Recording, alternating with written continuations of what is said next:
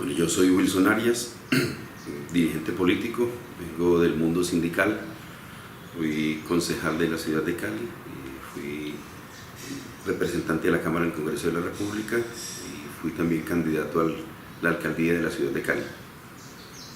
El esfuerzo nuestro ha estado muy vinculado a la institución educativa que forma aquí obreros y campesinos. Yo de ahí es donde provengo, el SENA se llama.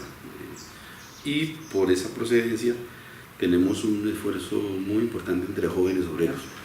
Entonces, a mí me interesa conversar sobre tu perspectiva en torno a esa aparente disyuntiva que existe en términos políticos entre lo que a veces llamamos justicia social y justicia ambiental. Desde tu ámbito de participación en la política, quizás más cerca de la política del agua, pero me imagino que viendo otros contextos de la relación con el tema ambiental, ¿cómo ves esa aparente contradicción?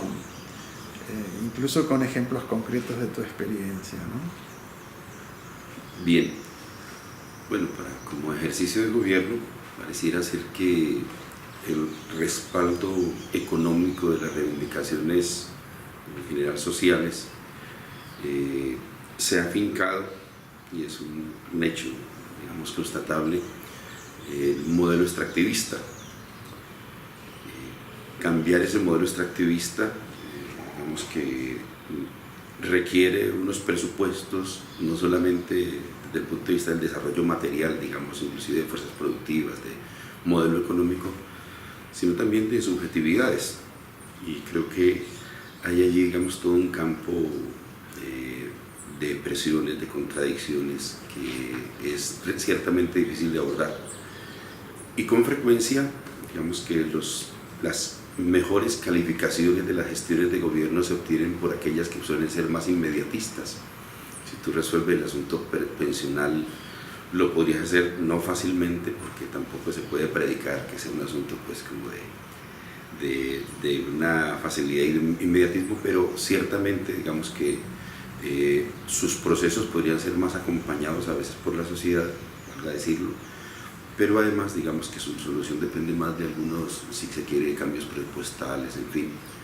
Las otras soluciones del tema ambiental con frecuencia requieren mucho más tiempo y aparte de eso requiere una comprensión, digamos, de la sociedad. Tal vez podría decirlo de otra manera. Pareciera ser que el consenso y la hegemonía, digamos, en general, se obtienen más a partir de unos dominios del debate, y se quiere economicista o político inmediatamente más asequible a la sociedad que los temas ambientales. Es difícil, al parecer, lograr el acompañamiento social suficiente y la fuerza política con la discusión ambiental, y no lo califico, digo, pareciera ser que ocurre así, que sobre los otros asuntos. Una reforma pensional a veces moviliza mucho más que los asuntos relacionados con el medio ambiente, a pesar de que estas puedan ser pues mucho más estratégico y definitivo para la humanidad. Digamos que las consignas de carácter más civilizatorio y que tienen que ver con cómo debe habitar el hombre el mundo, pareciera ser que no tienen las mismas capacidades de movilización de la sociedad. Me parece que puede estar ocurriéndonos eso. ¿Y eso es en todas las áreas o hay algunas áreas donde el tema ambiental sí tiene un impacto más inmediato sobre la gente? Por ejemplo, estoy pensando en el tema de la correlación entre problemas ambientales, por ejemplo, del agua, y la salud, cuando le toca más de cerca a la gente, ¿no? ¿O es más o menos, o lo ves todo más o menos igual? Sí, no, yo sí creo que hay, a pesar de que pues todas, pues no solamente nos conciernen a todos, sino que son tan importantes, lo que yo he visto es que algunos asuntos, por distintas razones, sí tienen, digamos, mayores claves de incorporación, de encontrar como ciertos sujetos sociales que puedan acompañar. Aquí en la ciudad hemos tenido crisis del agua. Tenemos, te lo explicaba ahora, un problema de cómo el cambio climático nos está impactando y está haciendo que la ciudad de Cali, a pesar de su importancia, casi que haya tenido que interrumpir el suministro de agua potable a la población. Y desde luego que eso es un asunto no solamente muy vital, sino muy inmediato. Los días que pasemos sin agua, pues desde luego afectan a la población y no hay que ser ni un gran científico ni tener mayor información ambiental para deducir que la afectación es inminente. De modo que en relación con ese tema, pienso yo, se ha logrado un cierto nivel de debate público que ha explicado que en la ciudad de Cali, en la alcaldía actual, se están tomando algunas determinaciones, y lo preciso porque no quiero ser inexacto en esto, por ejemplo, en relación con la filtración del lecho del río. Habían sido muy renuentes a esa propuesta que había sido sugerida por el SINARA y por la comunidad científica. Por estos días la alcaldía y la empresa municipal han tomado la determinación de desechar otras alternativas que eran menos amigables con el medio ambiente y por las más costosas. Creo que esas dos razones, ¿no? Casi que se ha derrotado las otras propuestas por razones del costo económico de una parte, pero también yo pienso que se ha logrado una mayor comprensión de la población de ese asunto, que ha logrado poner una situación difícil a la administración municipal y ha hecho que se tome esa decisión. Y traigo el ejemplo para decir, en algunos órdenes, pues parece ser que la relación, la gente lo siente como más inmediato y podemos lograr también mayores capacidades de movilización. Y creo también en épocas hemos logrado aprovechar, sí, casi que ese feeling sobre este tema para vincular otros asuntos, la defensa de algunos humedales de la ciudad de Cali, en algunos estratos, digamos, más altos, pero también en sectores populares. En estos momentos tenemos varias contradicciones de tipo que han logrado movilizar opinión y creo que también se explica un poco en ese contexto. Hay cierto feeling derivado de esa crisis ambiental que hemos tenido que permite una mayor comprensión, digamos que está más al tacto de la gente, ¿no? El problema ambiental en esas materias. Ese tema de los sectores populares me interesa, ¿no? ¿Cómo ves en ese sentido el apoyo que los sectores populares pueden dar o están dando a estos temas en comparación con otros sectores? Hay una vieja hipótesis de un cientista político norteamericano que yo siempre digo ahora, pareciera que nuestros sectores de izquierda políticos en toda su diversidad, pero de algún modo lo que está a la izquierda de la derecha política, sí. Ampliamente hablando, parece que han asumido su tesis. Su tesis era que solamente uno se preocupa por las cuestiones ambientales cuando ya ha superado lo que él llamaba la etapa materialista de la vida. O sea, solo las sociedades postmaterialistas, o dicho en términos simples, los que ya no tienen que pensar de qué van a comer mañana, esos son los que se podrían preocupar. Ha sido refutado, hay muchos casos en América Latina que demuestran que... Pero ¿cómo lo ves en una situación como la de Cali o quizás más ampliamente aquí el Cauca, en relación a los sectores populares que además son diversos aquí, ¿no? Claro que sí. Fíjate que yo creo que hay otro tema que ha entrado en la agenda de la movilización social, popular, recorriendo toda esa diversidad, y que me parece que está explicando, que está contradiciendo esa hipótesis, algo así como de la escala de necesidades donde estos asuntos estarían postergados. Hemos logrado ganar varias consultas populares contra la minería y se ha convertido en un asunto político de primer orden aquí en Colombia. Cali también tiene problemas de minería y hay cierta sensibilidad, yo creo que cada vez más notoria en relación con los asuntos de minería que tenemos en los farallones de la ciudad de Cali. Farallones donde están las cuencas hidrográficas de varios de nuestros 7 ríos, de modo que eso es un asunto que ciertamente ha ganado en preocupación, pero no es la misma situación de otros espacios geográficos como los llanos orientales, por ejemplo. La minería, el extractivismo en general y el petróleo está produciendo impactos supremamente importantes desde hace mucho tiempo. Yo pienso que más por cierta inteligencia, ¿no?, social de los sectores populares que por dominios de competencias, de conocimientos, qué sé yo. Pero son como que los hechos van informando y van creando, van como irrigando un sentimiento. El ejemplo de lo que está ocurriendo en los llanos orientales las zonas más devastadas de nuestro país. Aquí mismo en el Valle del Cauca, en Zaragoza, donde ha tenido la minería pues un impacto horrible, nos va como acercando cada vez más, y creo que eso ha generado un ambiente que está explicando que ya estemos ganando consultas populares pues por márgenes enormes. Esos que voten son sectores populares, más aún con frecuencia cuando tenemos consulta popular, las transnacionales o las mineras intentan seducir a la población con los métodos propios con los que ganan otras elecciones, es decir, esos métodos que con frecuencia operan, y vaya que se operan en cualquier otra elección para un alcalde, para una gobernación, en materia de consultas mineras definitivamente no pasan.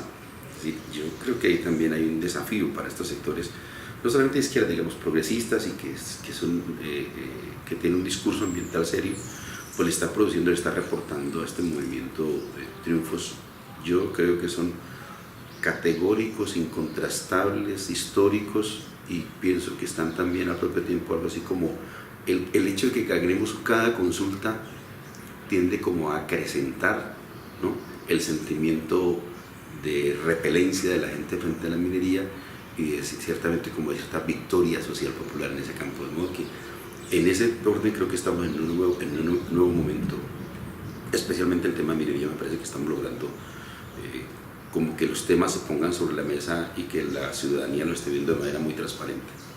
Muy bien. ¿Algún ejemplo específico que puedas darnos para ilustrar alguno de esas consultas o de alguno de los casos?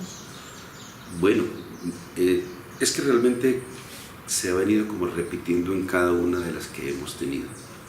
No podría destacar en cierta manera una más que otra, pero en el Tolima tuvimos una que fue, yo sí creo que podemos decir que ha sido algo así como que ha producido, que ha desencadenado, ¿no?, porque me parece a mí que logró graficar muy bien y recoger la angustia social que ha habido, ¿no?, en La Colosa, todo lo que tiene que ver con la explotación de esa zona.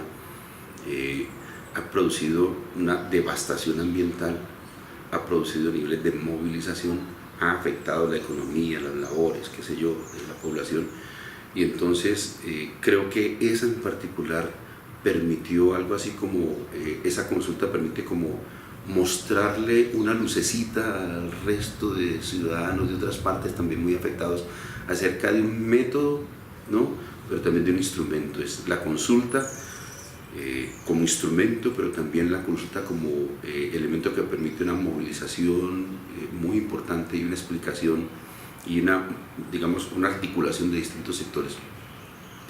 Hay otras zonas también, desde luego, pues, que han hecho historia por lo mismo. En Casanare recientemente hubo una crisis en la cual, fíjate tú, en los medios de comunicación lo que se discutía era que los sectores extractivistas de la minería y del petróleo acusaban a las grandes plantaciones de ser las que estaban produciendo la afectación ambiental. Normalmente en nuestros llanos orientales se dan periodos de sequía donde mueren pues, distintas especies, eso digamos que es periódico, ¿sí?, y hace parte como de un ciclo natural, pero por efectos del extractivismo mineroenergético y por efecto también de la gran plantación agroexportadora, además también es todo un concepto económico ahí que nos tiene muy afectados, termina acrecentando esos problemas. Y para mí fue impactante que, no encontrando más explicación, más a quién correrle el bulto, pues terminan casi que polemizando el sector mineroenergético con el de la plantación, endilgándose mutuamente pues todo ese desastre ambiental que había. A la retina de la población, creo que eso se vuelve pues muy notorio, y en la zona también hemos tenido pues victorias también muy importantes, qué sé yo, del 90% de los que votan, una abstención pequeña, en fin, de modo que de suyo las consultas han sido diseñadas para que sea difícil ganarlas, requieren los mínimos de umbrales de votación, pero el triunfo que se ha obtenido ha sido, bueno, monumental, es indiscutible, de modo que creo que ahí creo que esos hechos informan para quienes tenemos estas preocupaciones que sí es posible, digamos, agendar el tema, traerlo a colación, hacer que la gente se sienta concernida. Esto no niega algo que había dicho anteriormente, es una especie, sobre todo cuando tenemos gobiernos demócratas y progresistas, donde se les reclama una especie de realizaciones Lo que también los de derecha llaman así como pronta realización. Llegas al gobierno, tienes que exhibirte, hay una especie de exhibicionismo de tu capacidad de gestión, tienes que ofrecerle cosas prontas a la población para ganar en favorabilidad. Hay etapas muy delicadas de la vida política que demuestran que los primeros tiempos son muy importantes para posicionarte, y la forma de lograrlo con frecuencia es profundizando el modelo, que no aplazando cosas que podrían afectar tu desempeño económico. De modo que, volviendo a ese punto, creo que esa es una contradicción muy importante que ha habido, y la solución, creo, no puede obtenerse solamente con un agente gubernamental. Es decir, si no aparece este acompañamiento social, si no hay una capacidad de generar un consenso en relación con ese tema, va a ser muy difícil. Cuando el consenso, preferentemente en unas luchas sociales que han sido de orden más economicista que otra cosa, pues digamos que la historia, ¿no? La impronta de lo que ha sido el movimiento con frecuencia no logra que nos desempeñemos bien en estos órdenes. No son imposibles, lo están demostrando algunos hechos que están poniendo en la palestra estas victorias recientes nuestras. Bueno, ahí creo que ese es un tema importante. Cuando dices que ha habido victorias, por ejemplo, ahí sí, yo en América Latina, en Argentina, hemos recibido información sobre algunos de los casos. El caso resonado de Cajamarca fue muy publicitado. Sí. Y obviamente, como los movimientos antiminería y también en general ambientales están conectados, la información circula. Pero, ¿cómo ves el impacto concreto de esas victorias? Pues yo recuerdo hace un año, quizás 2 años, aquí claramente se hablaba, por ejemplo, de que era la locomotora minero-energética, ¿no? Ya en 2014 que yo vine, también tuvimos una reunión aquí bien importante de la red. Era un tema que parecía que iba a ser arrollador, y que ahora de nuevo parece que con el tema del posconflicto hay como nuevas avenidas para que ese proceso pueda avanzar en áreas que antes estaban bajo el control de la FARC, por ejemplo, y algunos hipotetizan que quizás ahora esas áreas se conviertan en nuevos espacios de avance, quizás difícil de controlar, pero al mismo tiempo tú me dices que hay muchas victorias, entonces creo que es muy interesante el ida y venida de estos procesos aquí, ¿no? Habría que distinguir entre el entusiasmo que nos sugieren estas victorias tempranas, bueno, no, tardías si se mira toda la estación anterior, pero el modo como se ha venido obteniendo esos triunfos, que no dejan de ser localizados, que producen ese entusiasmo precisamente porque los vasos comunicantes del movimiento social y popular, digamos, y ambiental, se están nutriendo de ellos, pero son, insisto, muy localizados en relación con el tema general del modelo extractivista. Y creo que para el caso colombiano se nos están apareciendo elementos nuevos. Bueno, uno, no ha parado el extractivismo muy a pesar de la pérdida de los precios de los commodities, de los minerales, del petróleo, en fin. Eso se ha traducido en crisis económicas muy importantes para Colombia. Crecimiento del déficit, la balanza comercial, en fin, tenemos consecuencias económicas en general para el país. Pero eso no ha dado en que merme los ánimos extractivistas. Se supone debería desestimularse, pero digamos que en el largo plazo pareciera ser, es más o menos lo que ocurre antes también, que los sectores económicos no abandonan sus dominios tan fácilmente, y seguramente estaremos pensando en una recomposición del mercado a futuro. Es decir, por cualquier razón, mientras haya quien demande, así sea con precios precarios, y el país esté padeciendo la pérdida de industria, la pérdida de aparato productivo en general de todos los niveles, pues la condena de Colombia hacia el extractivismo va a ser de largo aliento también. Pero ese es un factor, desde luego, importante dentro de esa ecuación.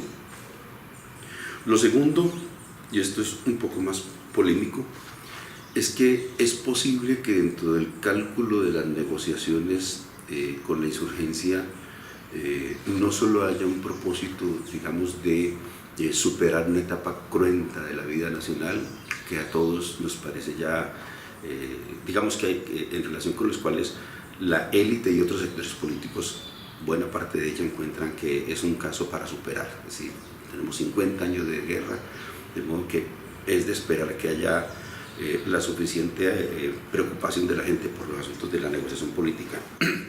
Pero también es de informar que esa negociación no digamos que prácticamente inicia, ¿no? También con otro propósito, y es como bajar los costos de transacción de los negocios en algunas zonas del país, por ejemplo. Uno, yo me he venido persuadiendo de que así ha sido.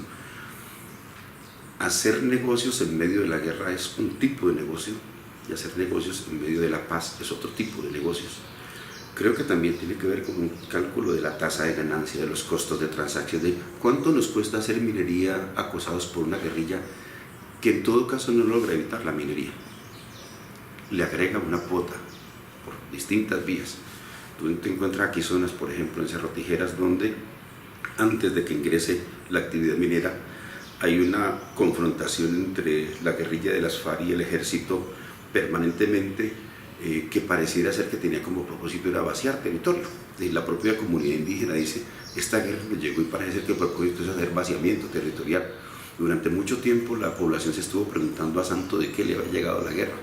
Después toman la conclusión de que descubiertos los minerales, entregadas las autorizaciones de explotación, qué sé yo, entonces les llega la guerra. De modo que esa guerra era funcional al propósito, solo que lo que se estaba invocando algo así como ¿quién va a poner aquí una renta, ¿no?, sobre esa minería que se viene? ¿Lo va a hacer el paramilitarismo? ¿Lo va a hacer la guerrilla? ¿Qué actor armado se va a quedar aquí con el negocio de que haya actividad minera?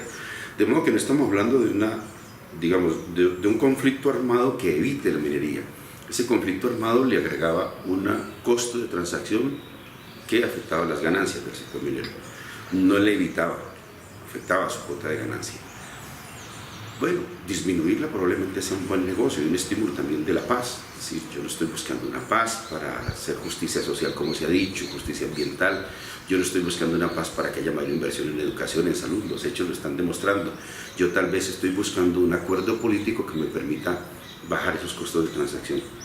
Y el otro elemento ya es pues la accesibilidad concreta. Eso también se ha planteado, y en efecto en zonas del país, vengo del Amazonas, vengo de la altillanura colombiana y de algunas zonas donde la ausencia de la guerrilla pues está posibilitando los negocios. Lo estamos viendo muy dramáticamente en estos momentos en Tumaco, donde acaba de ocurrir una masacre que tiene que ver con la ampliación de los cultivos de coca en esa zona del país. Era de influencia de las FARC, el retiro de las FARC, digamos, desordena, ¿no?, la vida social. Las FARC ejercían control sobre quién entraba, quién salía, no evitaba tampoco la producción de coca, no evitaba su comercialización, le agregaba una cuota, pero era evidente que las FARC ayudaba a reordenar las fuerzas del campo político, militar. La FARC tenía influencia en la población por la vía política, precaria o no, pero la suficiente para respaldar también su influencia militar, y la suma de ellas daban que hubiera un control territorial que permitía un ordenamiento del mercado de los cultivos ilícitos. Retirada las FARC está produciéndose el ingreso de muchos sectores, hay una especie de anarquía del mercado y fruto de ello pues una nueva situación de confrontación con la fuerza pública, y el resultado es no solo una masacre, el resultado es el reordenamiento del mercado. Eso en su aspecto, digamos, más notorio por estos días con motivo de la masacre, pero en otras partes no hay masacres. Las FARC se están retirando de zonas que son muy acariciadas. Bueno, ahí está varias zonas de la Orinoquia colombiana donde la guerrilla ha tenido tradición e influencia política otrora, y cuyo retiro en este momento está propiciando la llegada del gran capital. De modo que yo creo que es un hecho constatable que el retiro de la guerrilla y las negociaciones está produciendo, digamos, algo así como que el capitalismo verde se exacerbe en algunas partes. Muy interesante. Esa es una de las percepciones, ¿no? Pero claro, ustedes lo están viendo en los territorios. ¿Cuáles son los productos específicamente, por ejemplo, ahí en Tumaco? ¿Es solamente los cultivos ilícitos o hay otras actividades? ¿O ahí en la Orinoquía, cuáles son los productos? Por aquí tenemos básicamente productos ilícitos con destino a estupefacientes que han crecido de manera muy importante. Pero además, perdón que me olvidaba, bueno, además por un fenómeno también de precios, es que el retiro de las FARC también se da con un momento de crecimiento de los precios y bueno, ese es un estímulo muy importante, es decir, no solamente la ocasión de que se retiren las FARC, sino que también el comportamiento internacional de la coca está produciendo ese aliciente. En la artillanura, este sí es un problema económico y ambiental muy importante de este país, que ha sido poco examinado. Creo que en general poca literatura y poca lectura del tema. Allí confluyen extranjerización de la tierra, agroexportación marcada además, agroexportación. Tal vez otra observación. Antes las crisis alimentarias y económicas internacionales al final de la 2008, 2007, recuerda el estallido de la burbuja, parece que explicó la movilización de capitales a escala orbital que hicieron que se le prestara mucha más atención a algunas tierras fértiles de algunos países del África y de América Latina, y se habla de que en Colombia, principalmente en Argentina, Brasil, Bolivia, Colombia, que no solamente en ellas, ¿no? Y en Colombia, particular atención a ese tema de la Orinoquia colombiana, la altillanura. Digamos que dentro de las cuentas del gran capital transnacional están unas zonas muy localizadas, África subsahariana y altillanura colombiana, de modo que hay una gran presión por esa tierra, en un país donde hay una altísima concentración de la propiedad de la tierra, de modo que se da una puja por lo que han llamado la última gran frontera agrícola colombiana. Bueno, así le denominaba el ministro de la época, Juan Camilo Restrepo. Esa es una altísima disputa. Se trata de tierras baldías de la nación, además. Es un asunto que nos ha tenido muy angustiados algunos de nosotros. Porque no solamente porque nutren el Banco de Tierras para la Paz, en La Habana se prometió darle tierras a los campesinos y esa es casi que la única fuente que habrá cierta de tierras para los campesinos, sino también por un problema de democratización de la tierra. Es decir, no es solamente que le cumplan a las FARC, es que tenemos un indicador de concentración de la propiedad de la tierra del 0.902, el quinto más alto del mundo, perdón. Tenemos que el 1% de las propiedades más grandes concentran el 80% del área. Eso significa que el 99% restante de esas unidades de producción compiten por un 20%. Hay una presión enorme, de modo que esa presión explica también propósitos, uno, especulativos de la tierra. El sector inmobiliario y especulativo está muy interesado en esas tierras.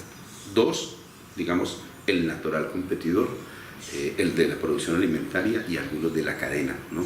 Encuentras a Cargill pues metido allí, nacionales y extranjeros. Por eso explica extranjerización de la tierra, gran concentración de la propiedad, violación de las normas y bueno, y esos sectores ¿en qué están interesados? Además de especular, están interesados básicamente en la producción de commodities, agroexportación, que puede ser perfectamente la que tenemos en Argentina, que aquí en los llanos orientales. Esto es soya. De hecho, los Grau están muy interesados, fueron a La Habana a tratar de convencer a la guerrilla sobre la importancia de un modelo agroexportador que articulara con los campesinos.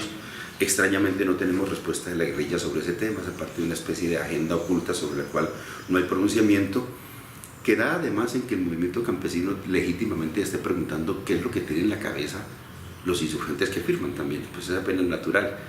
Quienes tenemos estas preocupaciones no solamente, digamos, le interrogamos al establecimiento de las transnacionales, sino también a quienes dicen representar al movimiento campesino. Finalmente, ¿cuál es la propuesta sobre el tema? Pero la realidad muy delirante es que en esas zonas del país está promoviéndose una gran exportación, la producción a gran escala, con actores muy concretos del sector financiero, inclusive por la vía transnacional, fondos de pensiones. Bueno, eso se ha estudiado más o menos para otros países y Colombia repite. Eso es soya, eso es agrocombustibles, bueno, es la que, pero también es maíz, pero también son otras. Básicamente las que están proponiendo son el commodity de moda, ¿sí? Que puede ser la soya, que puede ser para producción de etanol, ¿no? Que puede ser la necesidad que haya en el periodo del mercado mundial. ¿Alguna idea de cuáles son? Me imagino que como no son muchas, deben ser algunas de las mismas. Las transnacionales que entran en esas negociaciones. Aquí hemos encontrado a Mónica Semillas, compañía brasilera, hemos encontrado a la sierra chilena entre Ciudad del Tejar y Agrobocopotel. Hemos encontrado a Poligrao, que es una ítalo-española. Hemos encontrado a Cargill, a Forest First, norteamericana también como Cargill. Y hemos encontrado intereses y movimientos de algunos otros actores. China, por ejemplo, quería comprar 400.000 hectáreas. Venía con todo. China venía a tener una experiencia, al parecer, en África, donde las comunidades habían empezado algo así como a sustraerse el arroz que ellas mismas sembraban. Un enclave agroindustrial chino para producción de arroz con destino de luego a darle seguridad alimentaria a los chinos en detrimento de la soberanía alimentaria y el futuro alimentario de los africanos. Y un buen día los papás productores se llevan su tierra para darle a sus hijos, una cosa medio elemental, medio antinatura es que se lo entreguen a otros. Bueno, ese conflicto da en que China tome unas previsiones, y aquí quería comprar 400.000 hectáreas donde lo traía todo, desde la semilla, pasando por los fertilizantes, por los insumos, por los equipos, por los materiales, por la maquinaria, hasta la mano de obra china, para poder asegurar, esto parece película, para asegurar que el arroz se fuera para China. Pero se encontró por esos días con algunos debates que dimos sobre el tema de extranjerización de la tierra, que dio en que se desestimulara el ingreso no solo de China, también el Tejar al parecer tomó la decisión de no invertir, porque empezamos a descubrir el modo como estaban violentando la norma en Colombia. Varias compañías se sintieron desestimuladas, otros no, otros son, digamos, de un espíritu más gangsteril, ¿no? Entonces, los dueños de la compañía brasilera habían sido acusados de ser los determinadores de unos crímenes en el Brasil. Bueno, te estoy hablando de quiénes son. Llegaron aquí, violaron la norma, se quedaron con tierra. Digamos que son más dispuestos a jugar algo así como en la ruleta, ¿no? de los intersticios, de la falta de norma, de las cosas turbias, compraron tierra. Otros contuvieron la inversión. La revista Semana hablaba algo así, bueno, cuantificaba, ya no recuerdo, pero tenía bastante cero la cifra, es decir, hay unos capitales que estuvieron interesados en invertir y en ese momento se sintieron descubiertos, sorprendidos en flagrancia de los demás, pero además forzamos a Mónica Semilla, por ejemplo, a devolver algunos subsidios, y por esos días tuvimos unos debates muy importantes sobre el tema de una ley que prohibiera la extranjerización de tierras, lo cual significó una inseguridad jurídica. Entra el Banco Mundial dice, oh, esto no puede ser así, qué horror, es importante que las tierras se dispongan para los usuarios más eficientes y las actividades más productivas. Tú sabes lo que eso significa, Esteban. Eso significa que los usuarios más eficientes por boca del Banco Mundial no son esos campesinos, son el gran plantador. Y las actividades más productivas, esas que demanda el mercado, no el mercado interno, sino de nuevo la agroexportación. Y entonces empieza a operar una cantidad de transformación en la normativa colombiana para que esas tierras, que ya te he dicho tal vez, esas que están en disputa son tierras baldías de la nación. Luego tienen destino como campesinos pobres en unos tamaños de la unidad agrícola familiar. Esas dos limitaciones, que el actor sea campesino y que tenga limitación de la propiedad, pues digamos que se convierte en un cuello de botella para los propósitos del Banco Mundial. La norma ha sido modificada y, disculpa el apunte, pero lo tengo en la punta de la lengua y me está angustiando, a través de la vía fast track, que es el método, la forma simplificada de reglamentar el acuerdo de tierras con la guerrilla. El acuerdo de La Habana se convierte en un pretexto gubernamental, que estoy seguro no es de las FARC, sino del gobierno, para legislar en beneficio no del campesino, que se supone era el sujeto social amigo del acuerdo de La Habana, sino para el gran plantador. Esto es una de esas paradojas pues inexplicables, pero es la realidad de lo que está ocurriendo hoy, para desgracia de esos suelos y de los campesinos colombianos. ¿Y qué papel juega en eso? Aunque creo que el presidente Santos claramente tomó distancia del expresidente Uribe y sus políticas, pero, y por supuesto porque además estamos en un sistema donde la dinámica principal, lo que hace el Banco Mundial, es simplemente parte de una estrategia más general relacionada con la dinámica de acumulación de capital que va en esa dirección. Pero Colombia tiene una complejidad enorme, entonces como antes decías, no se sabía en un caso si quién iba a quedar controlando esa explotación minera, qué Fuerza Armada. ¿Cómo está el rol de la Fuerza Armada, entre comillas, paramilitar, entrando en todo esto? También viendo esto a futuro, digamos, al menos el futuro inmediato. ¿Hay algún rol, hay algún peso? ¿O ha mermado? ¿O qué se puede esperar? Lo que yo veo y presiento además, pues es que ante el retiro de un actor armado en su dominio, digamos, territorial, pues casi que la dinámica reclama un actor armado.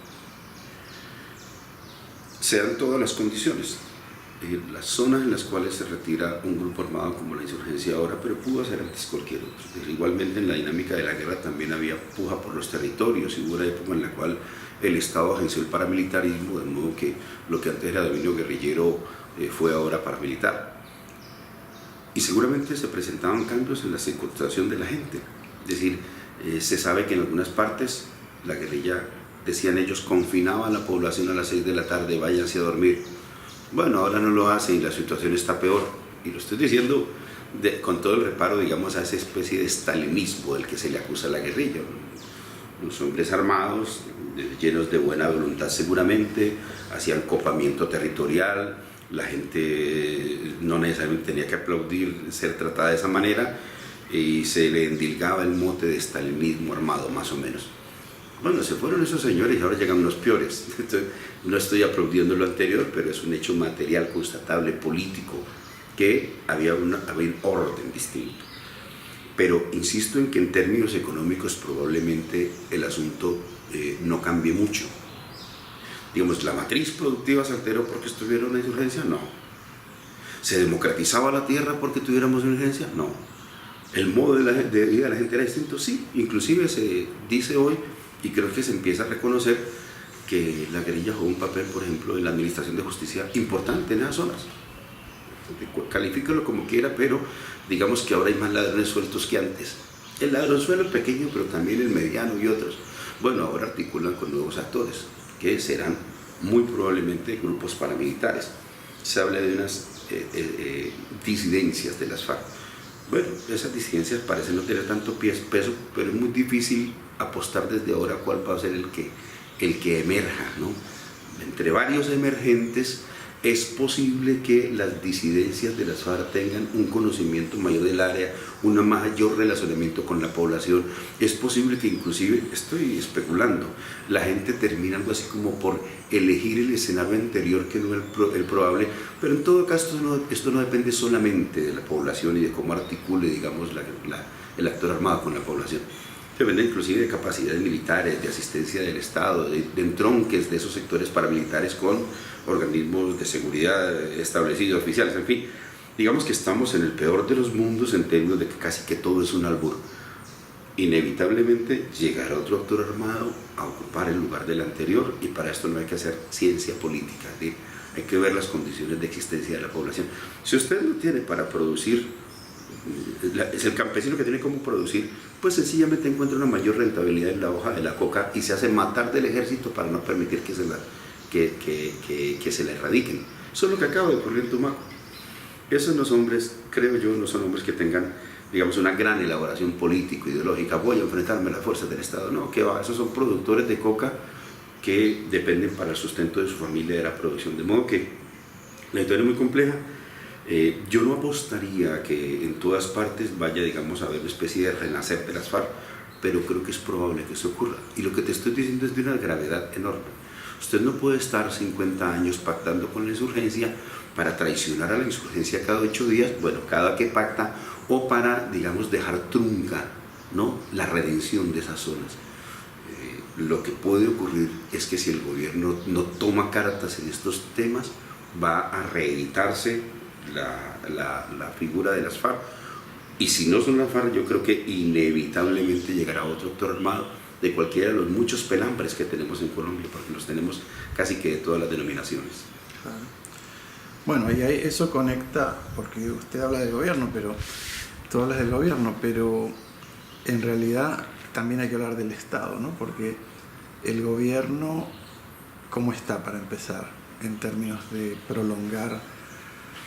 O sea, no tiene una gran fortaleza, y las perspectivas en una próxima elección, ¿cuáles son? Porque no ha habido unanimidad en el proceso de paz, y entiendo que hay actores políticos con cierta capacidad de llegar a controlar el gobierno. Precisamente por eso se podría hablar de gobierno en algunos casos y tal vez de Estado en otras, y de pronto trato un poco de detallarlo. Lo que yo pienso que está ocurriendo es que se ha profundizado una fractura en el bloque de poder, que no es irreconciliable, como no lo suelen ser esas contradicciones que antes alguien llamaba interburguesas. Y bueno, eso es suficiente literatura. Existen, se presentan, se resuelven, o se profundizan sin atentar contra el modelo. Aquí es posible, y algunos creen encontrar sí diferencias, por ejemplo, en materia de los intereses de la tierra. Es posible que se tengan diferencias. Pero también es probable que las diferencias del bloque del poder tengan que ver con afinidades inclusive, digamos, con los países centrales, cómo se relaciona Colombia con el mundo. Hay quienes especulan con que, digamos, el nuevo modelo que intentó Obama para el mundo, con toda la relatividad que eso signifique, qué tanto de nuevo, qué sé yo, pero es evidente que se relacionó distinto con Colombia en comparación con los anteriores y con lo posterior. Un poco quién es el que está haciendo las cuentas de cómo me salen los negocios y cuál es la mejor manera de hacerlo. Habrá inteligentes que crean que la mejor manera es la guerra. Habrá pragmáticos que digan, oiga, me conviene más que haya un acuerdo, pero además, es un segundo elemento que no se ha tenido en cuenta, es posible que a Uribe en la relación con Obama le haya pasado lo que a Fujimori antes con cualquiera, con el de turno, lo que a Noriega con el de turno, con el dictador suelo tropical que te unta la fachada de sangre. Y entonces Colombia tenía la fachada untada de sangre y entonces no le aprueban TLC. Ni el Congreso gringo le aprueba TLC. Oye, usted tiene un poco de dirigentes sindicales asesinados. Oiga, usted está haciendo falsos positivos. Oiga, el narcotráfico funda partidos en Colombia donde toda la sociedad sabe e identifica que es un narcotráfico. Yo, Obama, no vengo a continuar eso, pero le agrego otra cosa que para mí es capital en la comprensión de esto. Pero además yo no quiero que usted siga incendiando América Latina. Yo quiero es que Colombia me lidere. Colombia es mi aliado muy natural. Y Colombia, yo creo que esta es una buena explicación de buena parte de lo que está ocurriendo. Ese aliado natural mío, ese aliado más importante, histórico, ¿no? Aquí nos ufanamos de mirar siempre hacia el norte. Además de lo anterior, está incendiándome América Latina. Y yo quiero calcular de pronto que no me incendie en América Latina. Mi aliado tiene que liderar América Latina. Se va Uribe y llega Santos, y a los meses teníamos presidente de UNASUR colombiano. Teníamos un proyecto de integración del Pacífico. Teníamos un cambio ostensible en la situación política y la perspectiva económica. Dígame si no es más eficiente Santos que Uribe en esta materia. El uno a plomos. Uribe era visto también en cierta medida, eso es verdad, y eso lo reclamaba Uribe. Lo decía, ¿no? Los centralistas de Bogotá, ¿no? La burguesía perfumada. Bueno, la burguesía no decía, no, los dirigentes perfumados de Bogotá. Ciertamente yo creo que de Bogotá miran a Uribe como el arriero, ¿no? Bueno, el arriero aquí es el que anda con su bolita y con su... Era el provinciano arriero, el hombre providencial para las masas, el capo carismático colombiano, que era Uribe, eso era un capo carismático. Ya no era visto con buenos ojos porque además me había descompuesto la relación de poder, había peleado con todo el mundo, había desordenado, tuvo los astros alineados para hacerlo casi todo, y entonces su ímpetu autoritario se desbordó. Pero después, cuando se le desordenan los astros, cuando empiezan las pugnas del bloque de poder, cuando Venezuela dice no le importo más a Colombia, rompo relaciones, cuando Uribe bombardea el Ecuador y recibe el repudio internacional, cuando es comenzado a ver como algo así, una expresión que se acuñó, el Israel de América Latina, ¿no? El país cercado por países que lo miran de mala manera, que no lo quieren. Eso era más funcional a Obama, a Bush, eso era más esa época. Santos creo que cumple otro papel. Yo me temo que eso no es surge de la originalidad de Santos. Santos había sido el ministro de defensa de Uribe. Santos se ufanaba de haber secuestrado a Granda en Venezuela y de haber bombardeado Ecuador. De modo que Santos no tenía propiamente los méritos para hacer lo contrario.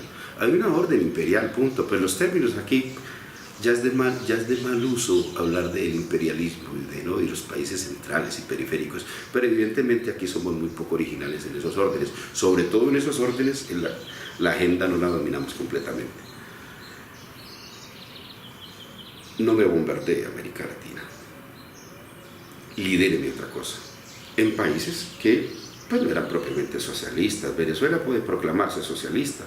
El hecho de que Chávez tuviera mentalidad socialista no hace a Venezuela la socialista, del mismo modo que Colombia no fue fascista porque Uribe tuviera prédica fascista. Eso requiere un ambiente económico, político, qué sé yo, y social. De modo que este progresismo de América Latina, no solo progresismo, primero los países más alinderados con los Estados Unidos se coaligaron para competirle, desde luego. Pero yo creo que fue un proceso mediante el cual no solamente se lideró, digamos, a la derecha del continente. Colombia terminó con un papel muy importante en la interacción con otros países, muy a pesar de que ahora esté mostrándose los dientes con Venezuela. Pero es evidente que Colombia jugó un papel. Con Ernesto Samper, con María Emma Mejía, en las instancias de cooperación internacional y interlocución política. Mi resumen es que le está yendo muy bien a quien planificó esto. Santos logra aprobar en 6 meses un tratado de libre comercio que Uribe no pudo aprobar en 7 años. En cierta medida ha demostrado mayor eficacia táctica Santos que Uribe. Uribe la agotó. Uribe terminó rompiendo el bloque de poder. Uribe se peleó con todo el mundo. Santos recompone. De modo que era muy importante que no hubiera un arriero sino un golfista, que provenía además de la casa del tiempo. Pasó mucho tiempo para que, bueno, voy a corregir lo que estoy diciendo, aún no se ha logrado caracterizar al gobierno de Santos. Y en las contradicciones, que evidentemente las tiene, hay una especie de perplejidad popular frente al tema. Y aquí hay un elemento que, ya que me lo permites, creo que te puede interesar. La gente que repudiaba a Uribe, ¿no?, la preocupación por lo que significaba, por el carácter de ese gobierno, ¿no?, se centraba en sus discusiones, o digamos era muy notorio en el debate el tema del reconocimiento de que había un conflicto armado en Colombia y de que habían víctimas de desplazamientos de tierra. Este tema era central, dominaba la discusión. ¿Hay en Colombia un conflicto? Era delirante negar el conflicto. ¿Cuál era el propósito de negar el conflicto? Negar que habían víctimas, negar que habían despojadores y despojados, en fin. Bueno, o también, seguramente, endilgarle a las FARC no con la condición de un actor armado con el cual se puede negociar, sino un actor terrorista con el cual no se puede negociar. Yo creo que era una suma de cosas, de intereses y de prédica política. Yo te califico de terrorista, no negocio, pero además los que han despojado probablemente estén muy seguros cuando el terrorista no puede negociar y discutir por los campesinos. Creo que era como lo que ocurrió en ese periodo. Bueno, y de fondo un debate de tierras ahí que salta. ¿Y qué pasa cuando Santos no se ha posicionado, ha sido elegido con los votos de Uribe y empieza a decir yo sí reconozco que hay un conflicto armado? ¿Qué es lo que está ocurriendo allí? Lo que está ocurriendo posiblemente sea funcional a lo que quiere el Banco Mundial en materia de seguridad jurídica. Porque es que cuando una transnacional le venía a comprar la tierra al testaferro, que tenía las manos untadas de sangre, que tenía la motosierra en la casa, era muy difícil comprarla. Y tal vez sea importante hacer clarificación de predios, de establecer quién es ciertamente el propietario, un propietario que probablemente no está dispuesto a regresar y que probablemente puede transar con la transnacional y no se tiene que sentar a esperar, digamos, a que se clarifique este problema. Yo creo que lo que está ocurriendo es del mayor interés de las transnacionales. Si se diera la clarificación de los predios, si no tuvieran que comprarle al paramilitar horrible o a su testaferro, sino al campesino que fue desplazado, probablemente puede comprar con más seguridad, sobre todo cuando se ha establecido que algo así como solamente, si no estoy mal, el 11% de los desplazados están dispuestos a regresar al territorio. Hay unos grandes jugadores de la disputa por la tierra que están interesados en comprarle. ¿Qué le resulta mejor? ¿Comprar con inseguridad jurídica antes o comprar después de la ley de víctimas con seguridad jurídica? Hay quienes piensan que esto es hilar muy delgado. Yo soy partidario de esa tesis. Entonces tal vez usted entienda, digamos, cómo jugaba Santos Uribe, el nivel de sus contradictores y a quién le apuestan. Santos puede jugarle lo mismo a Uribe, y esto pues habla muy mal de Uribe, pero no habla muy bien de Santos. Puede jugarle a la agenda de la época de Uribe, pero también lo puede hacer la posterior agenda. ¿Qué medio entre lo uno y lo otro? Bueno, hay quienes nos llama mucho la atención las visitas de Santos a los Estados Unidos y su cambio de libreto. Creo que más o menos está explicando eso y tal vez un poco más el tema de la disputa por la tierra en Colombia. No, me imagino que es de una complejidad enorme. Mencionabas el tema de los acuerdos en relación al Pacífico. Creo que uno de los más destacados porque refleja un cambio de estrategia, seguramente por parte de Estados Unidos y sus aliados, con lo de la Alianza del Pacífico, ¿no? La emergencia de la Alianza del Pacífico, que algunos claramente consideran fue diseñada para quebrar la cabeza del Mercosur, quebrar al Mercosur, debilitar a Brasil también como factor hegemónico, al Brasil anterior, a Temer, por supuesto, ¿no? Aunque claro, ahora con Trump diciendo que va a congelar o desarmar todos los acuerdos de comercio, eso puede quedar ahí un poco en problemas también, ¿no? Pero ¿cómo ves ese rol de la Alianza del Pacífico? Que desde el sur se ve un poco con sospecha, ahora con cambios en Argentina con Macri. Algunos consideran que Macri, también Obama lo vio como una posible punta de lanza para expandir y reforzar la Alianza del Pacífico, ¿no? Salirse del Mercosur o dejarlo ahí en un segundo plano e ingresar, porque la Alianza del Pacífico más claramente tiene una posición neoliberal. ¿Cómo ves? Porque creo que eso, no sé ahora en la era Trump cómo eso puede evolucionar, pero en principio, por ejemplo, en el caso del agua, hablaban claramente de expandir el modelo chileno, que es único en el mundo, donde puedes ser dueño de un río, de un lago, de un acuífero. Ni Thatcher en Inglaterra logró hacer eso, pero en Chile está hecho, ¿no? Y un poco la idea era expandir ese modelo, ¿no? Aunque está en crisis en Chile, quizás si se logra que se expanda en otros países. Bueno, no sé si alguna de estas cuestiones ha sido considerada por ustedes o cómo lo ven. Sí, yo creo que eso era la apuesta inicial y de un lado, pues es claro que la relación con los Estados Unidos para ellos, para la contraparte gringa, pues necesitaba un nuevo orden y alguna especie de punta de lanza de ese nuevo orden que se lo suministran los países más proclives, ponga el nombre que quiera, más abyectos, más entreguistas, más amigos, y esos lo eran los que finalmente se constituyeron como Alianza del Pacífico. Y si no estuvieran agrupados de esa manera, cualquier otro nombre se le podría dar. Digamos que lo geográfico es una casualidad. Necesitaban un ordenamiento funcional a la ampliación del mercado gringo en América Latina y a su cálculo de competencia internacional en medio de su crisis y todo lo que tú ya sabes. ¿No? Eso pienso que es un hecho. Pero además de eso está claro que el contrapeso a los países de ordenamiento progresista, para llamarlo de alguna manera, en su pluralidad, en sus disimilitudes, ¿no? Pues no le jugaban. De hecho fue muy importante en la historia el bloque que se hace para derrotar el ALCA, recuerda, ¿no? Que digamos que venimos de una etapa de derrotas de ese ánimo hegemónico norteamericano que creo era algo desesperante, ¿no? Y que había que resolver. Ahora, yo creo que el proteccionismo de Trump, pues siempre, digamos, ha habido dentro de los Estados Unidos también la puja por sectores que seguramente quieran proteger su propia economía. Eso no es tan nuevo y tal vez se está expresando en la diversidad de medidas que se tomen, es decir, tienen el garrote suficiente como para aplicarse a sí mismo medidas proteccionistas e imponer a los demás una receta distinta. Buena parte del recetario que nos impusieron en América Latina no se aplica en ellos mismos. Volvamos a mi obsesión con la extranjerización de la tierra y este tema. Bueno, tú vas a Estados Unidos y no puedes comprar mucha tierrita si quieres ponerla a producir. Te permiten comprar la que cualquier ciudadano, pero tienes problemas si tú quieres comprar una extensión como la que compraron ellos en Colombia.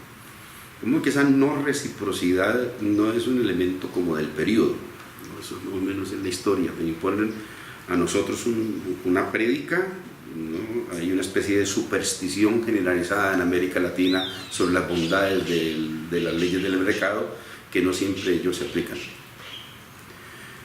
Y esa circunstancia, yo creo, está también en juego en los Estados Unidos. Fíjate que yo encuentro no un espejo, pero sí similitudes entre lo que ocurre aquí entre Uribe y Santos y lo que está pasando en los Estados Unidos. Hay claramente dos bloques, dos sectores del bloque de poder disputando. ¿Hasta dónde van las contradicciones? Es solamente por la administración del Estado, que ya es bastante atractivo. ¿Quién se ponga al frente de la administración del Estado? Es un asunto muy importante en términos de competencia económica. ¿Qué bloque económico se pone al frente? Así quieran hacer básicamente lo mismo, pero también pueden tener diferencias. En fin, yo creo que hay que esperar un poco más para ver cómo se va a desarrollar eso del proteccionismo gringo. Y sobre todo, yo creo que eso tal vez no dependa mucho de lo que tenga Trump en la cabeza, aunque pueda quererlo, como Uribe puede querer cosas distintas a Santos en algunos dominios. A mí me parece que las bolsas de Nueva York, pero finalmente el sector financiero y este sector que es el que está dominando ese bloque, un bloque militar, industrial y financiero en los Estados Unidos, y le preguntas cuál es su lógica. ¿Estarían dispuestos a aceptar que Trump le cambie algo así como las cartas, siquiera por un periodo? Yo creo que eso todavía no está muy dicho y va a depender inclusive de la propia correlación de fuerzas que tenga Trump. Trump hizo una campaña con claves distintas de las de Obama, creo yo, para recoger la inconformidad que era muy notoria. Creo que Hillary Clinton estaba algo así como entrampada. ¿Cómo hace Hillary para renegar de un modelo que ha producido desempleo en franjas industriales? Ha devastado las franjas industriales de los Estados Unidos, ha destruido el empleo de esa población mayoritaria, el hombre blanco de 40 años, qué sé yo, los segmentos mayoritarios a los que le apuesta Trump. Y Clinton apostándole desde un discurso liberal a las minorías, que pues tienen reivindicaciones muy importantes, como minorías, digo, políticamente, ideológicamente muy importantes, pero electoralmente no tan rentables como las que se aplicó a Trump. Hay un problema de segmentación del mercado electoral que creo que explica buena parte de lo que hace Trump. Hay una especie de inteligencia de esos sectores muy derechistas que dicen apostemos en estas consignas. Hillary estaba impedida de levantar banderas contra el neoliberalismo que afectaba a las propias masas norteamericanas. Trump sí, con un discurso con la bandera del inconfluido. Pero fíjate, es una cosa parecida de mi explicación de por qué nos derrotan en el no. La izquierda colombiana sale a abrazar a Santos, un fracasado político, diciendo sí en el plebiscito. Y teníamos que cargar, cuesta decirlo, con la mala imagen de las FARC, que es impresionante en esa época, ha mejorado un poco ahora, pero bueno, es un fardo en la época del plebiscito. Y con Santos al otro lado, ¿no? Y la izquierda hace una especie de ecuación absurda y dice más o menos: si Uribe quiere restarle gobernabilidad a Santos, la tarea nuestra es darle gobernabilidad a Santos para que gane el sí, y esa es una operación política que nos lleva a la trampa de Clinton. Pegarte de un fardo. Bueno, en cierta medida, los sectores sociales que se silenciaron o quisieron dar gobernabilidad a Santos durante la época del plebiscito para ganar con él el sí, le estaban entregando la bandera de la inconformidad a Álvaro Uribe, quien la salió a utilizar. Álvaro Uribe tuvo expresiones de solidaridad con paros que nunca había tenido, con el paro camionero que se dio esos días. E incluye cierto intento de seducir desde su propio discurso. No le pidan que salga a decirle: en la lucha de clases yo tomo partido por el proletariado, eso no lo va a decir, pero desde luego que hace un discurso que pretende hacerse más amigo de las inconformidades. Bueno, yo creo que buena parte de la explicación de por qué perdimos fue porque los sectores que históricamente hemos levantado las banderas de la inconformidad las aplazamos en nombre del plebiscito y le dimos toda la ocasión a Uribe. Esto es un problema también de mercadeo, bueno, qué sé yo. Bueno, lo he dicho. Entonces, ¿qué va a hacer Donald Trump? ¿Por qué gana Donald Trump? ¿Qué va a hacer? Gana porque invoca la inconformidad de unas mayorías. Uno. Y dos, pero ¿quién le maneja la agenda? Esa es la inconformidad. Es decir, el obrero blanco de 40 años le va a imponer la agenda a George Bush o se le va a imponer la bolsa de valores en los Estados Unidos. Yo opino que lo segundo, pues desde luego que no es solo eso, no es puro, es una conjunción de intereses que son los que en el momento determinado dominan. ¿Cuánto va a tener que ver eso con el futuro económico de América Latina? Bueno, yo creo que muchos tenemos todavía interrogantes y bueno, por fortuna, sí, lo que sí creo es que se está algo así como desbaratando el consenso gringo en relación a Trump. Ya es evidente que también le está comportando dificultades, digamos, políticas dentro de los Estados Unidos en materia de las reformas que está impulsando. Hay una reacción importante, inclusive creo que es un periodo como para aprovechar, ¿no? Es decir, ¿qué le vaya a ocurrir a Trump en los Estados Unidos? Si no a determinar, sí a incidir mucho en lo que podamos hacer en América Latina. Creo que estos países de América Latina seguirán esperando algo así como la mano amiga de los Estados Unidos para sacar adelante su proyecto. Por lo pronto, digamos que quedan algo así como una especie de navío un poco errante, ¿no? por las inseguridades que les produce lo que está adelantando, el discurso de Trump, porque inclusive en términos económicos, pues la agenda está perfectamente, la lectura se puede hacer todos los días. Muy bien. Bueno, y para ir cerrando, para no tomarte más tiempo, un poco si piensas a futuro, ¿cuáles serían para ti como puntos de prioridad desde una posición de izquierda o más ampliamente hablando al menos progresista, donde entren en juego estas cuestiones de la justicia y la igualdad en relación a los problemas ambientales, o como yo prefiero hablar, de los problemas y los conflictos socioecológicos, ¿no? Que nunca son ambientales o naturales, sino que siempre tienen un elemento de producción nuestra. Tomando en cuenta lo que decías en un momento, que cuando se llega al poder hay un periodo donde difícilmente haya cambios por la consolidación, eso se ve claramente en muchos casos, pero ha habido en todos los casos que uno ve en América Latina, el Brasil de Lula, Argentina de los Kirchner, la propia Bolivia de Evo, tiene el Ecuador de Correa, uno vio cómo incluso bases que los llevaron al poder terminaron confrontándolos o ellos confrontando esas bases de poder. En el caso de Correa fue más evidente, ¿no? Sacándoles la personería jurídica a organismos ambientalistas, con razón o no, dejemos eso de lado. Ciertamente hay una contradicción muy fuerte cuando se llega al poder, ¿no? Porque uno va a administrar quizás una casa que no está regida con las reglas que uno quisiera. Pero bueno, entonces si uno piensa a futuro, quizás para Colombia, pero también para la región, lo que puedas pensar, ¿cuáles serían como las prioridades y en qué medida la cuestión socioecológica debería o no entrar y de qué forma en esas prioridades de los gobiernos progresistas, que ojalá queden los que están y vengan nuevos? Un apunte sobre lo último que planteas, es un dominio absolutamente especulativo. Pareciera ser que también se da lo que algunos han llamado una especie de efecto de péndulo, ¿no? Cualquier hacer explicación, pues uno podría leer casi que toda la humanidad de esa manera, pero sí es cierto que se están agotando también esa derecha exacerbada que llegó, pues tampoco ha podido resolver los asuntos, y hay materialidades que la gente le reclama al gobierno, sea de derecha o de izquierda, ¿no? Que es pensable que también ocurra lo mismo, además porque pareciera ser que llegaron esas derechas con la urgencia de desatrasar lo que no vayan a poder. Hay una especie también de voluntarismo de derecha, si pudiera llamarse así, extremismo, si se quiere, ¿no? Yo tengo que desmontarlo todo, y eso se vuelve casi que notorio para la gente también, de modo que uno podría esperar que el péndulo fuera un poco más favorable en el mediano plazo.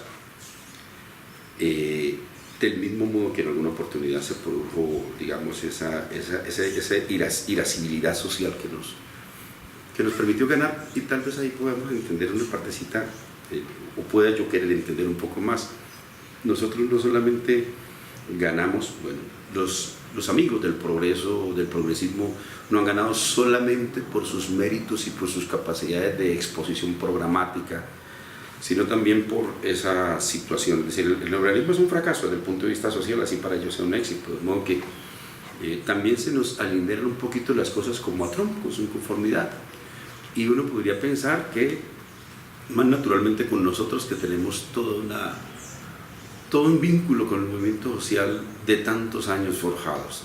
Si lo puede hacer Donald Trump desde los medios, ¿por qué los sectores sociales no pueden capitalizar ese inconformismo social? Pero esa capitalización tiene que ver en cierta medida con esa escala de necesidades que se ha planteado, pero no solo con eso. Pero es verdad que opera, la gente necesita, tiene problemas de salario, de pensiones, las más inmediatas, pero también cada vez más tiene problemas, digamos, los asuntos socioambientales, que me gusta mucho la mención que haces, digamos que cada vez también están más presentes. Mira, nosotros venimos de tener 2010-2011, tuvimos un problema de emergencia, se dictó emergencia económica y social porque las precipitaciones fueron de tal naturaleza que devastaron media infraestructura de Colombia, pero ocurrió también en Ecuador, pero ocurrió en varias partes. Y paréntesis, bueno, Correa lo resolvió distinto que otros países, y también ahí, digamos, hay un premio de la gente a esa realización. Las cosas a veces no son tan en blanco y negro, y leer su complejidad nos ayuda mucho. Creo que en términos, digamos, de explicación programática, del debate permanente con la población, tenemos ahora más próximos los asuntos medioambientales, socioambientales, hablándole al oído de la población. Un poco lo que hablamos aquí, las consultas no solo de Cajamarca, sino las otras que hemos tenido, y que pareciera ser tienen un aplauso de gente muy distinta. Para el caso nuestro en la ciudad de Cali, creo que el tema del agua se nos volvió un asunto muy inmediato, vital. También el tema de minería que estamos presenciando.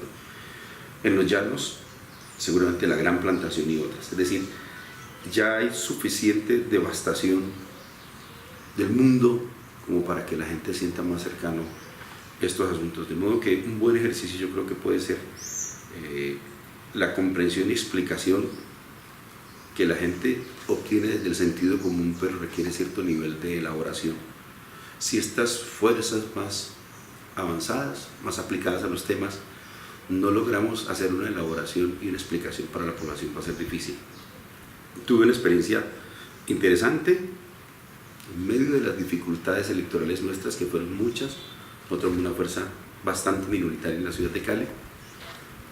Los temas que más fueron escuchados por la población, fíjate tú, fueron relacionados, bueno, algunos fueron relacionados con estos temas, de modo que te está hablando ya algo, hay cierta audiencia que creo, si se puede hacer de manera ordenada, con método, pues podría estarnos dando lugar, digamos, de ampliar el espectro de temas que discutimos con la población. Y desde luego, digamos, no lo reduzco a un asunto de voluntarismo, pero sin caer en voluntarismo se requiere voluntad política desde el gobierno. Es decir,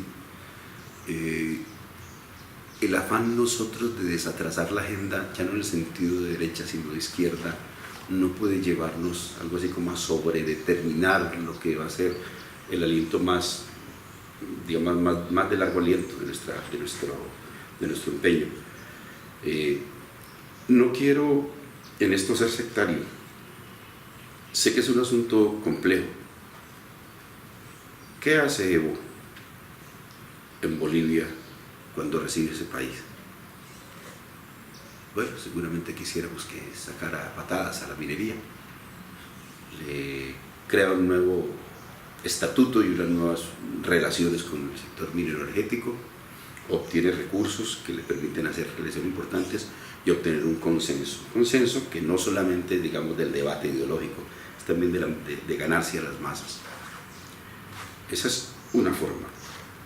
Ahora, Colombia no es exactamente igual, y no voy a pontificar ni sobre Colombia ni sobre ningún otro país, pero seguramente aquí también habrá que darse una pela, no voy a echar un discurso de clase ortodoxo, pero desde luego que aquí hay sectores poderosos de la economía que no son solamente esos a los que habría que afectar en beneficio de esos sectores sociales.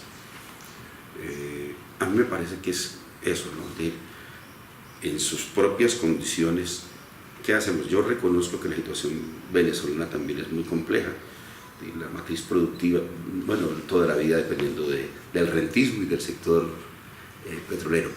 Fíjate que con acierto, aquí algunos han señalado algo, y es que cuando se nos dice aquí, se nos saca un mote que es muy efectista en Colombia, ¿no? Nos dicen castrochavistas, ¿no? Y ese mote aquí tiene unas implicaciones enormes. Vivimos al lado de Venezuela, donde tenemos toda esta migración fruto de la crisis venezolana, aunque aquí el impacto es enorme. Pero con inteligencia algunos sectores han respondido: castrochavistas, ustedes son los que están ejerciendo el modelo venezolano, porque aquí hay el extractivismo a fondo, de modo, es decir, ¿en qué sentido nos podría endilgar esa condición cuando estamos planteando algo distinto al modelo venezolano? Venezuela, su dependencia de la producción petrolera es impresionante. Bueno, usted inclusive la puede poner más dura todavía. O cómo construyó Cuba todo su periodo, si no fue con el extractivismo también de la gran plantación de azúcar, de caña del azúcar. Salirse de esa matriz productiva es complejo. Lo que yo creo que es lo que le reclama justamente algunos sectores a estos gobiernos, no es que no hayan hecho milagros en relación con el tema. Evo no puede hacer milagros, Maduro tampoco los puede hacer, Correa. Lo que reclaman, yo creo, es un poco más de, digamos, una voluntad política suficiente como para que se vaya marcando una pauta de verdad hacia un modelo distinto, hacia unas matrices productivas y mineralísticas distintas que no sean las que ya heredamos. Pareciera ser que algunos de los gobiernos progresistas no se sienten capaces de darse esa pela, y pienso que es una, digamos que en todo caso también está mediado por una decisión política, por un acto de voluntad, reconozco, no de voluntarismo, pero sí de decisión política que no parece tener claro nuestra izquierda todavía. Es decir, el tema socioecológico como problema ha estado ausente tanto en las visiones dominantes del desarrollo capitalista, que nos llegaron en forma de teorías que todavía son las que, ¿no? El trickle down y todo aquello es parte de eso, pero también en nuestra crítica, incluso en aquellas que son más a la izquierda, ¿no? Desde Fernando Enrique Cardoso en su teoría, la cuestión de dependencia y desarrollo, hasta las formas más. El tema ha estado ausente, y yo me pregunto si eso todavía forma parte de la matriz intelectual, no solo política. Creo que es un problema en la universidad también, donde el tema se ha visto como un tema más burgués, el ambiente como un tema de los burgueses, un tema de las clases medias, que ya sabemos que no es así, pero como que me pregunto, o sea, que eso sigue siendo así, como un peso que tenemos, que todavía no nos podemos quitar, el miedo a poder discutir. Estamos en un neodesarrollismo siempre. Bueno, y eso que tú mencionas está muy claro, ¿no? En todos nuestros países ha ocurrido. Ese es un poco el motivo de mi proyecto, yo quiero decir. También en el plano del conocimiento hay un plano de conflicto enorme, ¿no? Pero bueno, tu conversación ha sido muy útil para estos propósitos. Gracias, profe. No, si ha sido útil, yo me voy muy contento. Claro, ¿no? Por supuesto. Y seguramente en un futuro, cuando ande por aquí, posiblemente podamos reencontrarnos. Claro que sí.